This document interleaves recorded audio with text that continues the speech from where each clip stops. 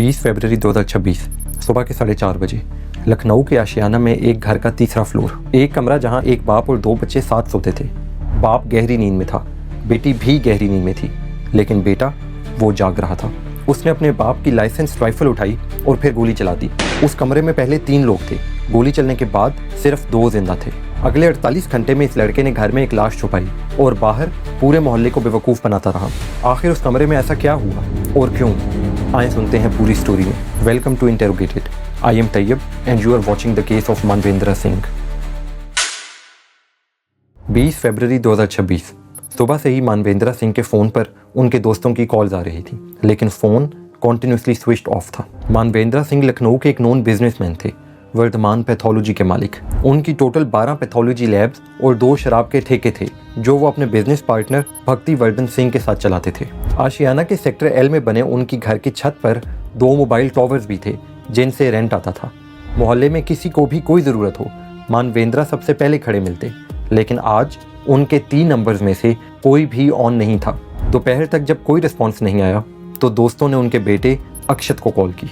अक्षत ने बताया, पापा काम के सिलसिले में सुबह 6 बजे दिल्ली चले गए हैं, कल दोपहर तक वापस आ जाएंगे। सब कुछ बिल्कुल नॉर्मल लगा, लेकिन 21 फरवरी की दोपहर गुजर गई, मानवेंद्र ना लौटे, ना ही उनका फ़ोन स्विच ऑन हुआ। फिर 22 फरवरी का दिन आया और मानवेंद्र सिंह अभी तक नहीं लौटे। उनके बिजनेस पार्टनर ने पड़ोसी धर्मेंद्र सिंह को कॉल करके पूरी बात बताई। धर्मेंद्र ने अक्षत को बुलाया और पूछा, तुम्हारे पापा कहाँ हैं? उसने वही कहानी दोहराई। कहा, पापा ने सुबह 6 बजे उठा के कहा था, दिल्ली जा रहा हूँ, कल दोपहर तक वापस आ जाऊंगा, दरवाज़ा बंद कर लो। यहाँ से बात मोहल्ले में फैल गई। 2 बच्चे जिनकी माँ कुछ साल पहले दुनिया छोड़ गई थी, अब उनका बाप भी गायब था। सब ने मिलकर पुलिस कंप्लेन की और अक्षत के फादर को ढूंढने के लिए एक व्हाट्सएप ग्रुप बनाया, मानवेंद्र मिसिंग ग्रुप। तमाम पड़ोसी और रिश्तेदार अपडेट शेयर करते रहे। उस ग्रुप में अक्षत भी था। वो भी हर 2-3 घंटे में कुछ ना कुछ पोस्ट करता। उसने एक मैसेज लिखा जिसने सबको इमोशनल कर दिया। पापा वापस लौट आओ, कृति और मैं आपको मिस कर रहे हैं। अक्षत मोहल्ले वालों के साथ मिलकर एक अच्छे बेटे की तरह अलग अलग जगह भटक भटक कर अपने फादर को ढूंढ रहा था। उसने अपने फादर के फ़ोन पर 135 कॉल्स किए। लग रहा था वो बहुत परेशान है, लेकिन एक सीसीटीवी कैमरा ने कुछ और ही कहानी बताई। मोहल्ले में एक कैमरा लगा था जो डायरेक्टली मानवेंद्र के घर को तो कवर नहीं करता था, लेकिन इतना ज़रूर दिखाता था कि कौन कब घर गया और कब बाहर निकला। जब फुटेज चेक की गई तो पता चला कि मानवेंद्र 20 फरवरी की रात 1 बजे घर के अंदर गए थे, लेकिन उसके बाद किसी भी फुटेज में वो बाहर निकलते नजर नहीं आए। और उनका व्हाट्सएप रात 1:36 तक एक्टिव स्टेटस दिखा रहा था, यानी 1 बजे वो घर गए, 36 मिनट तक फ़ोन यूज़ करते रहे। लेकिन फ़ोन की लास्ट लोकेशन कुछ और ही दिखा रही थी। लास्ट लोकेशन थी ककोरी, जहाँ उनकी पैथोलॉजी लैब भी थी, जो आशियाना से 22 किलोमीटर दूर थी। सीसीटीवी कहता है वो घर से निकले ही नहीं। फ़ोन लोकेशन कहती है वो ककोरी में थे। और अक्षत, वो कहता है सुबह 6 बजे दिल्ली चले गए थे। 3 डिफरेंट कहानियाँ और तीनों एक दूसरे से टकरा रही थी। और फिर जब सब मानवेंद्र को ढूंढ रहे थे, एक शख्स पुलिस के पास पहुंचा। जो उसने बताया, उसने इस केस की पूरी तस्वीर को पलट दिया। अक्षत के ऊपर प्रेशर बढ़ रहा था। हर कोई सवाल पूछ रहा था। पापा से लास्ट कब बात हुई, क्या बात हुई, उनका मूड कैसा था? ये सब उसे अंदर से तोड़ने लगा।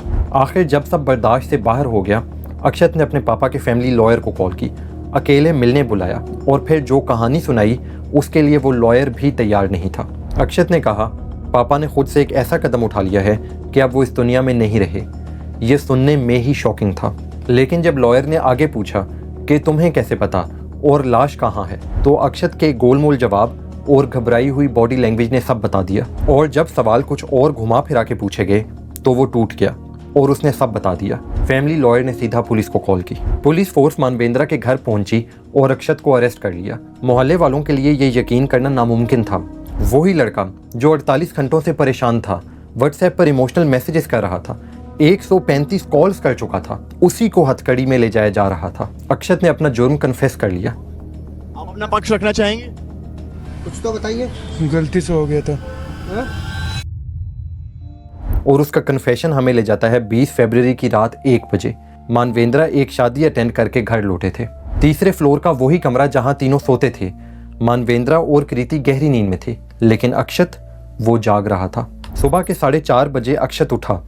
उसने अपने फादर की लाइसेंस्ड .315 बोर की राइफल उठाई और सीधा उनके सर पर गोली मार दी। गोली की आवाज से उसी कमरे में सोई कृति घबराकर उठ गई। अपने भाई के हाथ में राइफल देखी। पापा खून से लथपथ थे। उसकी आंखें यकीन नहीं कर पा रही थीं। वो फूट फूट कर रोने लगी। उसने सिर्फ एक जुमला कहा, भैया हमारी मम्मी नहीं, और अब तुमने पापा को भी मार दिया। अक्षत ने गुस्से में उसका मुंह बंद किया, सोफे पर बिठाया और धमकी दी, अगर तुमने किसी को बताया तो अच्छा नहीं होगा।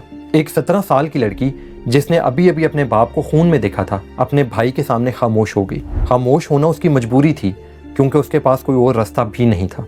अब अक्षत के दिमाग में एक ही सवाल था, लाश को कैसे छुपाया जाए। उसके फादर का वजन 110 किलो था। लाश को उठाना मुमकिन नहीं था, तो उसने बाथरूम तक घसीट के ले जाने का फैसला किया। उसने प्लान बनाया कि बॉडी के टुकड़े करके लेके जाना आसान होगा। पहले ऑनलाइन 2 चाकू मंगवाए, लेकिन कोई फायदा नहीं हुआ। फिर वो बाजार गया। वहां से एक डोरी, एक मोटी पॉलीथीन, एयर फ्रेशनर्स, एक बड़ी आरी और 10 लीटर टर्पेंटाइन का तेल खरीद कर लाया। शाम ढलकर रात हो चुकी थी। रात के तकरीबन 8 बजे, जब बाहर की दुनिया अपनी जिंदगी में बिजी थी, इस घर के बाथरूम में पानी की तेज आवाज के साथ एक ऐसा काम शुरू हुआ जिसे अल्फाज में बयान करना मुश्किल है। खून के निशान जम ना जाएं, इसलिए उसने लगातार पानी चला दिया और फिर अक्षत ने अपने ही पापा के जिस्म के टुकड़े करना शुरू किए। पहले दोनों हाथ, फिर दोनों पाँव, हर हिस्से को पॉलीथीन में बंद किया, जैसे वो कोई इंसानी वजूद नहीं, एक ऑब्जेक्ट हो। फिर उसी रात 22 किलोमीटर दूर वो काकोरी गया। अपने फादर का फ़ोन ऑन करके वहाँ फेंक आया, ताकि इन्वेस्टिगेशन में लास्ट लोकेशन घर नहीं बल्कि काकोरी आए। ये प्लांटेड मिस डायरेक्शन थी। हाथ और पाँव उसने नादरगंज के पास एक नहर के किनारे झाड़ियों में फेंक दिए। सर पॉलीथीन में लपेट कर 21 किलोमीटर दूर एक जगह फेंक आया। घर वापस आकर उसने अपनी कार की अच्छे तरीके से सफाई की, खून का एक एक निशान मिटाने की कोशिश की, और फिर अगले दिन 21 फरवरी को वो अपने काम नॉर्मल करने लगा, ताकि किसी को भी शक न हो। उसने राइफल गद्दे के नीचे छुपा दी। फिर पूरी बॉडी के 2 टुकड़े करने की कोशिश की, जो नहीं हो पाया, तो उसने पूरी बॉडी को पॉलीथीन में लपेटकर कंबल में बांध दिया। तीसरे फ्लोर से घसीटकर ग्राउंड फ्लोर तक लाया। वहां एक खाली नीले ड्रम में बॉडी को डाल दिया और ड्रम को उसी कमरे के अटैच बाथरूम में छुपा दिया। उसके फादर की चादर जो खून से सनी थी, उसे अनोरा के जंगल में ले जाकर जला दिया। हथियार और टूल्स अलग अलग जगहों पर फेंक दिए, लेकिन लाश घर में थी और बदबू तो फैलनी थी, इसलिए वो थोड़ी थोड़ी देर के बाद एयर फ्रेशनर और परफ्यूम डालता रहा। उसकी बहन कृति डर के साए में 20 और 21 फरवरी को अपना 11th का एग्जाम देने स्कूल गई। पड़ोसियों के घर जाके पढ़ाई की, बिल्कुल नॉर्मल नजर आई, जैसे उसे कुछ पता ही ना हो। लेकिन हर पल वो एक ऐसे सच के साथ जी रही थी जो उसे अंदर ही अंदर तोड़ रहा था। 22 फरवरी की सुबह अक्षत ने उस नीले ड्रम को अपनी कार में रख दिया। उसका प्लान था कि जंगल में ले जाकर टर्पेंटाइन ऑयल से जला देगा, लेकिन जैसे ही वो निकलने वाला था, शराब के ठेके का अकाउंटेंट अचानक आ गया। ये एक ऐसी इंटरप्शन थी जिसने उसका प्लान फेल कर दिया। बॉडी उस दिन डिस्पोज नहीं हो पाई और उसी दोपहर अक्षत मोहल्ले वालों के कहने पर आशियाना के थाने पहुंचा और अपने फादर की गुमशुदगी की रिपोर्ट दर्ज कराई। दोस्तों, इस केस की जड़ तक जाने के लिए हमें थोड़ा पीछे जाना होगा।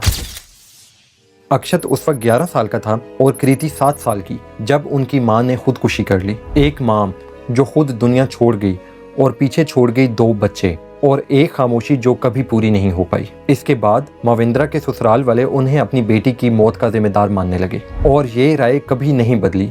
ये बातें आहिस्ता आहिस्ता बच्चों के दिमाग में भी डाली गई, खासकर अक्षत के। उसके दिल में अपने फादर के लिए एक नेगेटिव इमेज बननी शुरू हुई, एक खामोश दूरी जो सालों तक बढ़ती गई। मावेंद्रा और अक्षत दोनों की फितरत को समझना जरूरी है। मावेंद्रा एक्सट्रोवर्ट, कम्युनिटी ड्रिवन, रिस्पेक्टेड शख्स थे। मोहल्ले में किसी को भी जरूरत हो, मावेंद्रा उसकी हेल्प करते। लेकिन अक्षत इसके बिल्कुल उल्टा, किसी से ज्यादा मेल जोल नहीं रखता था। उसके ज्यादा दोस्त भी नहीं थे। अगर किसी से सामना हो भी जाए तो बस एक फॉर्मल हेलो हाय ही होती थी। बाप बेटे की सोच में जमीन आसमान का फर्क था। पहले माँ की मौत, फिर ससुराल का जहर और फिर बाप के एक अफेयर की खबर। पड़ोसियों और जानने वालों के मुताबिक मावेंद्रा का वाइफ के गुजर जाने के बाद किसी लड़की से एक सीक्रेट अफेयर था और इस बात ने आग में घी का काम किया। तकरीबन 3 साल पहले अक्षत ने एक दिन अपने फादर को रूम में बंद किया, मोबाइल और लैपटॉप उठाया और घर से भाग गया। लेकिन जाने से पहले एक 6 पेज का लेटर छोड़ा। लेटर में क्लियर लिखा था, मैं MBBS नहीं करना चाहता,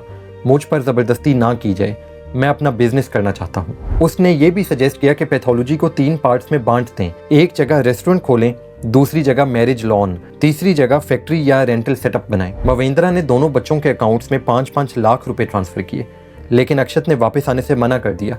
कहा मैं अब अपना बिजनेस शुरू करूंगा, मुझे ढूंढने की कोशिश ना करें। दोस्तों के जरिए पता चला कि वो कानपुर में है।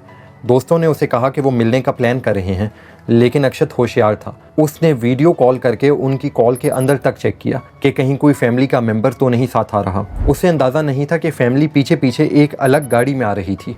आखिर किसी तरह समझा बुझाकर उसे घर वापस लाए। फिर एक और वाकया हुआ। मवेंद्रा घर से बाहर थे जब घर में चोरी हो गई। एक ब्रेसलेट, 2 अंगूठियां, 32,000 रुपये गायब हो गए। पहला शक मेड पर गया। मवेंद्रा ने पुलिस कंप्लेंट कर दी। इन्वेस्टिगेशन हुई और मेड बेकसूर निकली। और फिर आहिस्ता आहिस्ता सच सामने आया। सामान घर के अंदर ही मिला और ये काम अक्षत का था। मवेंद्रा के लिए ये सिर्फ चोरी नहीं थी, भरोसे का टूटना था। उन्होंने फौरन कंप्लेन वापस ली ताकि बात घर से बाहर ना जाए, लेकिन घर का माहौल बदल चुका था।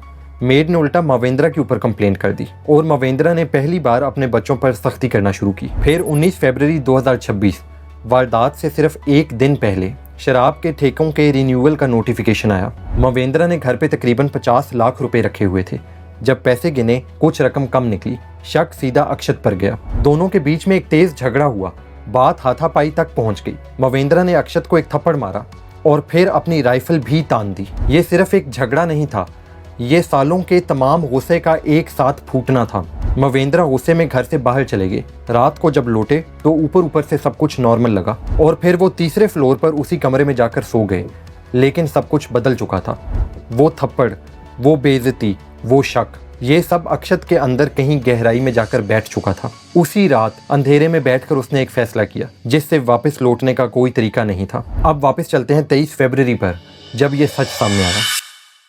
23 फरवरी 2026 दोपहर के 3:30 बजे पुलिस ने घर के ग्राउंड फ्लोर के बाथरूम में रखे नीले ड्रम को खोला। इतनी तेज बदबू थी कि इन्वेस्टिगेटिंग ऑफिसर तक को वॉमिटिंग हो गई। ड्रम के अंदर मवेंद्रा सिंह की बॉडी थी। 24 फरवरी को अक्षत को सीन रिक्रिएशन के लिए घर वापस लाया गया।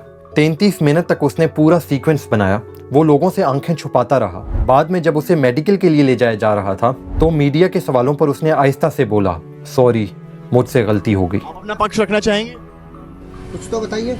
गलती से हो गया था। हाँ? अक्षत प्रताप सिंह को सेक्शन 302 के तहत कत्ल का केस दर्ज करके जुडिशियल कस्टडी में भेज दिया गया। बहन कृति, जिसने अपने भाई के डर में खामोशी इख्तियार की थी, उसको इस केस में विटनेस माना गया। केस अभी भी ट्रायल स्टेज पर है, लेकिन दोस्तों, क्राइम एक पल में नहीं होता। कभी कभी वो सालों तक पलते हुए इमोशंस का अंजाम होता है। एक गलत फैसला सिर्फ एक पल लेता है, लेकिन उसके कॉन्सिक्वेंसेस पूरी जिंदगी। आपको क्या लगता है, क्या अक्षत के अंदर उसके खानदान की तरफ से जो जहर भरा गया था, अगर वो ना होता तो क्या ये रात कभी आती? अपनी राय नीचे कमेंट्स में दें।